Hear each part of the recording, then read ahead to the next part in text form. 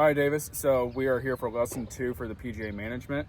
Davis, do you remember everything that we talked about in our first lesson at Eagle 2 Golf Center in Bargersville? Yep, remember a couple things. Okay, Davis, what are the things that we talked about in our first lesson? One, to get the hands away from the body, extension on the back swing, stand farther away from the ball, and then be in a more athletic stance with like a hinge in the back. Good. Have you noticed your swing or any of your scores starting to lower, or where are we at right now with your golf swing?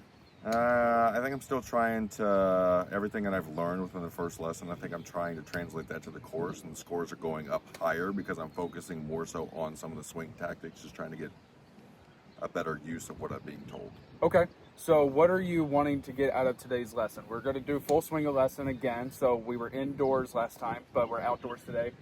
Beautiful day out here today. Yep. But what are you wanting to really focus on today? What is something that's just not clicking right, or what do you want to get better at for this lesson? I think everything I've been taught has helped the swing. I think now I'm just overcompensating, and I think I'm becoming a little bit too handsy. Okay.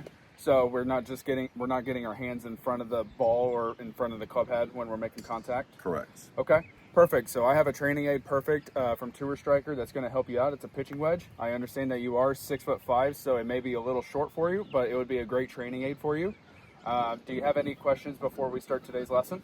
I don't think so. Okay, awesome, Davis. So we'll go ahead and get started with today's lesson. So we're going to cover getting our hands away, right? Because Yep. that's what we talked about in our first lesson. What we're going to do is, like you mentioned, that more of an athletic stance, kind of hinged at the lower back, Yep. right? Because we want to make sure that we can get our hands through the golf ball and in front of our body. And then what was the last thing that you mentioned? Athletic stance, hands away from the body, and rotation.